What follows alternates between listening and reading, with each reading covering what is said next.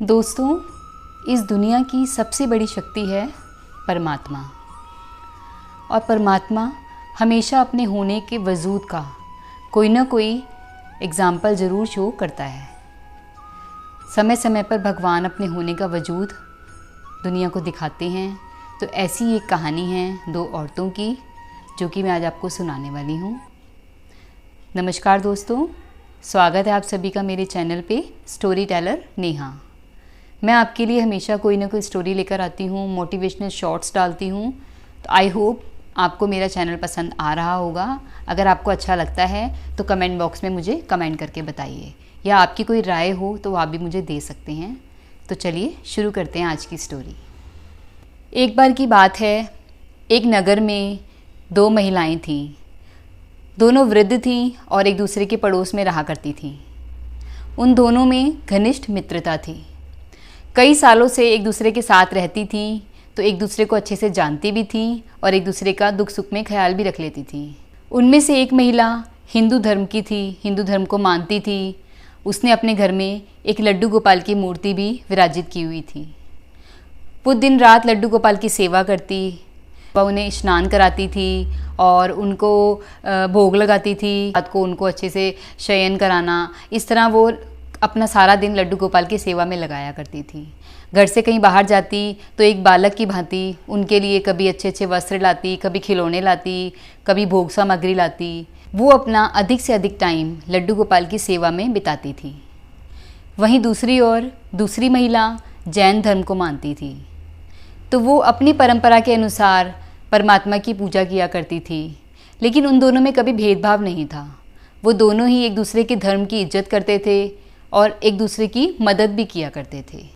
एक बार की बात है, जो हिंदू धर्म को मानती थी उस महिला को एक तीर्थ यात्रा पे जाने का सौभाग्य प्राप्त हुआ। परंतु वो सोच में पड़ गई कि मैं तो जा रही हूँ, लेकिन पीछे से मेरे लड्डू गोपाल की सेवा किस तरह होगी। अब यही बात उसने दूसरी महिला से बोली। तो वो बोली, अगर आपको ऐतराज़ ना हो तो मैं ही आपके लड्डू गोपाल की सेवा कर दूँगी।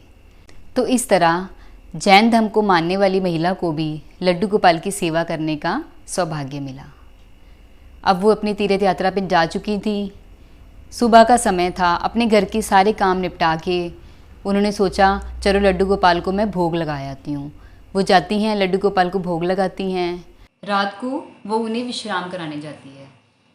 इस तरह फिर वो अपने घर आके सो जाती है। अगले दिन सुबह उठती है, अपने कार्य निपटा के वो फिर से आती है और उनको स्नान कराने के लिए सोचती है।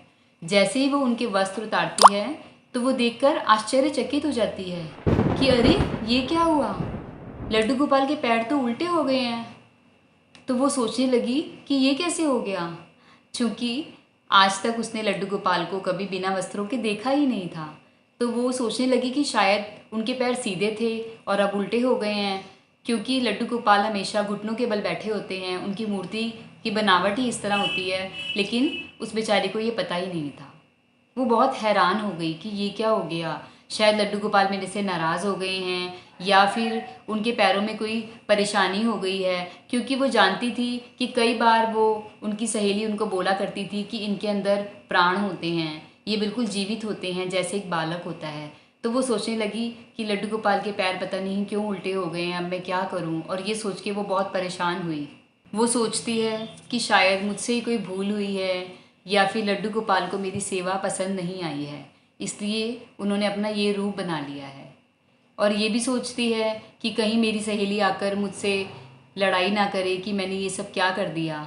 तो उसने सोचा कि मैं एक काम करती हूँ, क्यों ना मैं लड्डू गोपाल के पैरों की मालिश करूँ, उससे उनके पैर सीधे हो जाएंगे और मेरी सहेली को पता भी नहीं चलेगा। तो उसने डिसाइड किया कि वो उनके पैरों की मालिश कर करके उनके पैरों को वापस से सीधा कर देगी। तो अब वो लड्डू गोपाल के पैरों की मालिश दिन में 2 बार करने लगी। ऐसे करते करते काफ़ी दिन निकल गए। अब उसकी सहेली के आने का टाइम भी होने लगा था। तो वो सोचती है कि 1-2 दिन तक मेरी सहेली आ जाएगी, अगर लड्डू गोपाल के पैर सीधे ना हुए तो मैं उनको क्या जवाब दूंगी। तो उसके इस प्रेम भाव को देख के, उसके इस डर को देख के लड्डू गोपाल को उस पर दया आ गई। दोस्तों, लड्डू गोपाल सच में उसके प्रेम से प्रभावित हुए और वो अपने पैरों को सीधा करके खड़े हो गए। मतलब मूर्ति ही उनकी सीधी हो गई। तो वो बड़ी ही खुश होती है कि इसका मतलब लड्डू गोपाल को मेरी सेवा पसंद आई है और उनके पैर भी ठीक हो गए हैं, तो अब मेरी सहेली को कुछ पता भी नहीं चलेगा। तो फिर अगले दिन उनकी सहेली वापस आ जाती है। दोनों सहेलियाँ एक दूसरे से मिलकर बहुत खुश होती हैं। अब सहेली बोलती है कि मैं सबसे पहले जाकर अपने लड्डू गोपाल के दर्शन करके आती हूँ। अब क्या था, वो तो अपने लड्डू गोपाल को देख के हैरान ही रह गई कि ये क्या हो गया मेरे लड्डू गोपाल को। और वो फटाफट जाकर अपनी सहेली से पूछती है कि मुझे बता ये सब क्या है। तो उसने सारी बात बता दी कि ऐसे ऐसे मैंने इनकी सेवा करी है, मुझसे नाराज़ हो गए और इन्होंने अपने पैर उल्टे कर लिए। फिर मैंने इनको मनाने के लिए इनकी बहुत मालिश की और इन्होंने अपने पैर वापस से सीधे कर लिए। अब ये सुनकर उसकी सहेली जो तीरथ पे गई थी, जिनके लड्डू गोपाल थे, वो बहुत ज़्यादा हैरान होती है और अपनी सहेली के पैरों में गिर जाती है। वो बोलती है, वाह रे तेरी भक्ति, मैं इतने सालों से लड्डू गोपाल की सेवा कर रही हूँ, लेकिन आज तक लड्डू गोपाल से मुझे कुछ इस तरह का कोई चमत्कार या मुझे उन्होंने दर्शन नहीं दिए, लेकिन तेरी थोड़ी सी सेवा से ही वो इतने प्रभावित हो गए कि उन्होंने अपना रूप ही बदल लिया। तो आज मैं तेरी भक्ति से बहुत ज़्यादा खुश हुई हूँ, तो मुझे बहुत अच्छा लगता है कि मैं तुम्हारी सहेली हूँ। इस तरह वो दोनों और भी ज़्यादा एक दूसरे के क्लोज़ हो जाती हैं और एक दूसरे के धर्म का, एक दूसरे की पूजा का आदर सम्मान करती हैं। तो दोस्तों, आज की कहानी से हमें ये शिक्षा मिलती है कि हमें हर धर्म की इज़्ज़त करनी चाहिए, हर धर्म की पूजा भक्ति की हमें इज़्ज़त करनी चाहिए, उसकी रिस्पेक्ट करनी चाहिए। कोई किसी भी धर्म को मानता हो उसे हमें पूरी इज़्ज़त देनी चाहिए और हर अपनी भक्ति को हमें पूरी श्रद्धा भाव से करना चाहिए ताकि भगवान हम पे प्रसन्न हो सकें। तो जाते जाते मुझे ये ज़रूर बताइएगा कि कौन कौन लड्डू गोपाल को मानता है। मुझे कमेंट बॉक्स में कमेंट करिएगा। अगर आपको मेरी वीडियो पसंद आई है तो एक लाइक भी करिएगा और वीडियो को शेयर करिएगा। और अगर आपको मेरा चैनल अच्छा लगा तो सब्सक्राइब करना मत भूलिएगा। जय श्री कृष्णा।